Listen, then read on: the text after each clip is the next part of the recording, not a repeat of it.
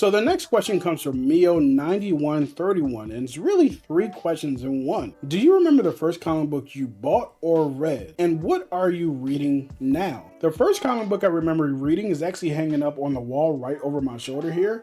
It's the What If Kraven the Hunter Killed Spider-Man. Obviously you guys can't see it on the wall, so here it is right here. So basically, this comic book I actually found in my best friend's house around when I was 7 or 8 years old. His brother actually owned a bunch of different comic books and would leave them around on the coffee table or the end table, and I found What If Kraven the Hunter Had Killed Spider-Man on the end table. I picked it up, I read it, and I was already in love. Now, I was already familiar with Spider-Man from the 90s cartoon, but this was my first comic book I was picking up, and I really loved the story, and it's kind of why I'm so accepting of multiversal types of stories, because the whole point of What If, just like the cartoon that's on Disney Plus right now, is that they're taking already known stories and just making new ones out of them by asking one simple question. It's actually kind of funny because I never read the story that it was riffing off of until I want to say about 2 years ago, which is called Kraven's Last Hunt. Some of you might be familiar with Kraven from the Spider-Man 2 game. I think that they did him really solid justice in that game. He was great to play against, and his story lines up pretty much with the comic books in terms of the spirit of that character. And since you guys asked, you didn't, what the second comic book I ever read was, it was actually the original Secret Wars comic book. Now to your next question of what is the first comic book that you ever bought? Well, I was a youngling. This was actually before 2016 where I actually got some real money on me, and pretty much my dad purchased this, so I guess I bought it because I picked it out.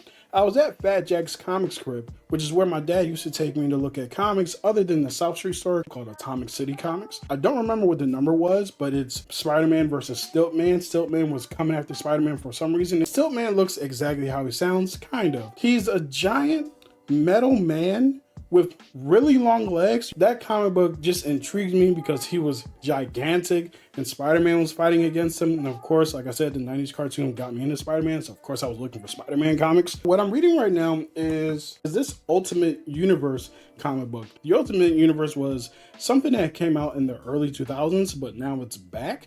And I'm excited to see what's going to happen with it because one of my favorite writers, Jonathan Hickman, is actually writing the story for it. And not only is he writing the story for the universe, he's also writing the Ultimate Spider-Man comic book, which I'm so excited to read because so many people have said that it's really good. And I'm reading The Immortal Hulk, which is a comic book series that I read some of before when I was buying floppies.